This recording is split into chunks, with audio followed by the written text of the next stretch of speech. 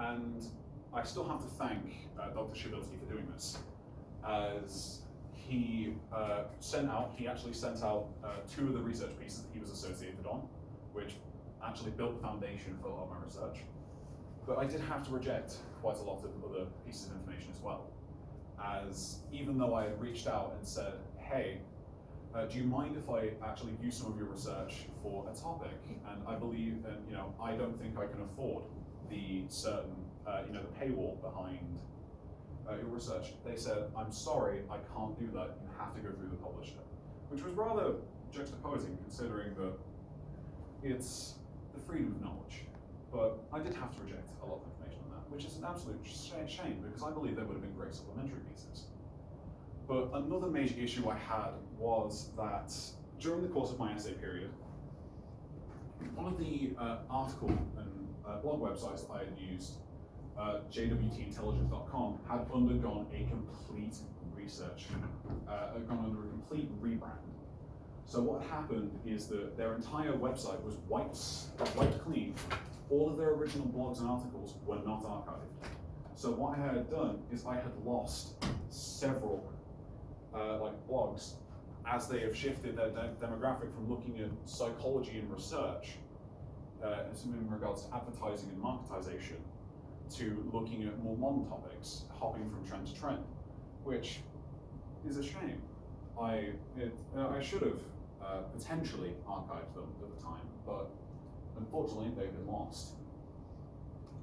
But the final issue I had was that in my essay, I had achieved an overall conclusion that was incredibly negative. But that was using the terms of evidence that I had.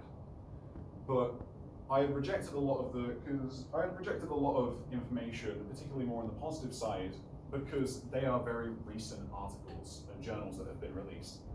They have had not enough, they basically didn't meet my threshold for the amount of citations needed to keep up the credibility of the research. I had made sure that I had at least over 100 active citations across multiple platforms to basically see that this research is credible, people have used it in other research, and it does actually have a basis. But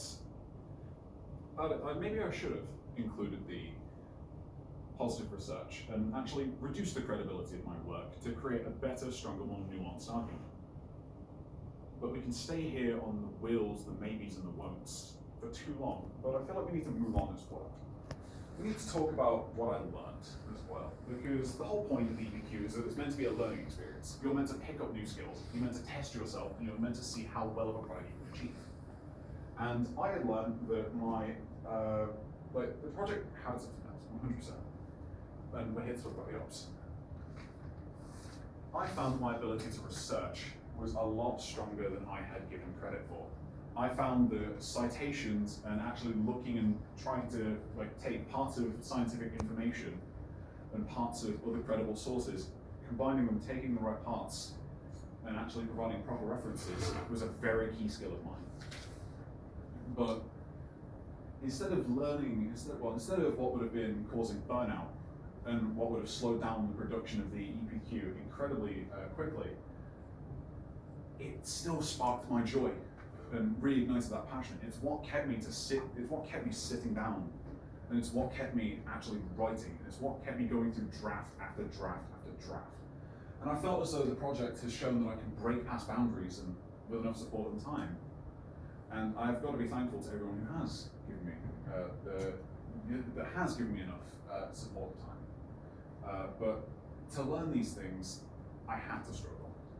And that's the thing, like a phoenix rising from the ashes, you can only do it if you get there. And one of the bad parts of the essay was that I felt that the essay portion was probably my weakest part.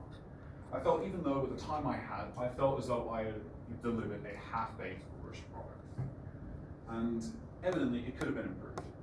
If I could have spent more of my own time, and probably actually rationed my management skills, despite all the things I have going on in my life, I feel like I could have delivered a better product. And the second issue, which I've just mentioned, is that deadlines and keeping myself on track is incredibly hard. I find it incredibly challenging to make and break habits. Habits are an incredibly difficult thing for me to get myself into, the form I'm doing. I like the way that my life is currently going. I have everything scheduled. I have everything done. My schedule is tight and I don't like to change it because it causes me a bit of psychological distress if I don't. I feel as though I'm disoriented, I'm losing it. But when faced with a project that requires you to have such heavy, self-induced deadlines, I felt like I struggled. I felt a bit of like psychological kickback. I felt really bad when I missed a deadline. Even if it was just by one day, I still felt horrible about it. And maybe I could have been more generous, or maybe I could have been harsher on myself.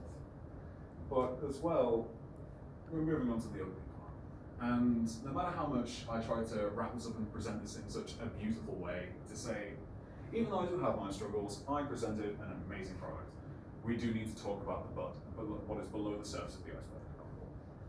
And the only way I can present my inner weaknesses and the real drawbacks of the project, it's not from my lack of skills, it's from my character as a whole. I am lazy. I will admit this. I do have my drawbacks and I do have my flaws. I'm lazy, I'm vindictive, and I'm stubborn. I don't like to change. And the only way I can describe it in a photo or prompt is the ancient Greek myth of Sisyphus. And I'm not sure if many of you have seen this image.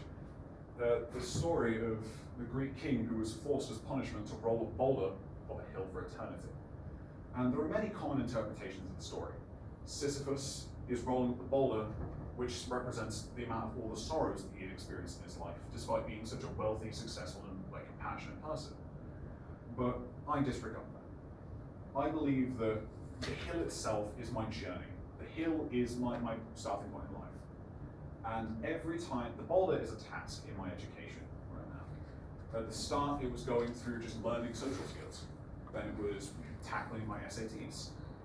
Then it was doing my GCSEs. Now it's tackling my A levels and the EPQ.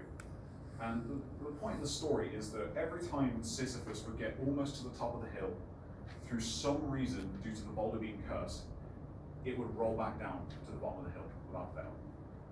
And I believe that symbolizes quite a lot of the struggles that I had on the EPQ. Every time I felt I was making progress, there was one thing that kind of reset all my progress. The boulder of progress rolled down the hill. And I felt as though I had to have the perseverance that Sisyphus did to continuously keep pushing the boulder up the hill. Because despite doing this for eternity, Sisyphus came to the realization that all of this is absurd.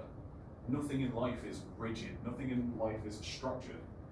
And learning this as well kind of helped me reflect on this. Because as Sisyphus gets to the top of the hill, he experiences not sadness when the boulder rolls down, but happiness. He experiences that even with all of his struggles and how absurd life is, he's happy that he has to do it. He has a purpose and he has a reason to continue. And I think the story matches my EPQ experience as a whole. And despite even right now, the boulder can be considered rolling down the hill. I may not have achieved the task, but my task has shifted somewhere else. I've finished the essay, but I've now moved on to giving the presentation.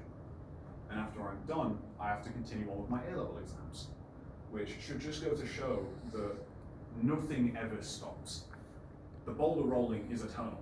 You will never escape it. But it's more of a quantification of your struggles, your life, and the challenges that you face. The boulder can be representative, the boulder can represent anything. It can be waking up in the morning, it can be setting the deadline. Every step that you take, in comparison to the last one, varies greatly, but it's the meaning behind all of the steps that actually counts. And even though I slipped, I fall, and I slipped into a crevice one time and couldn't really fish myself out until I had a bit of a realization. But right now, I'm still here. I've learned things, and I'm changed as a person, but I feel like we need to talk about what the EPQ means to me now. And with all this talk of struggle and strife, trials and tribulations, you can't go through experiences like this without experiencing a change of heart or a change of character. And the EPQ, while still being an academic qualification, doesn't feel like one.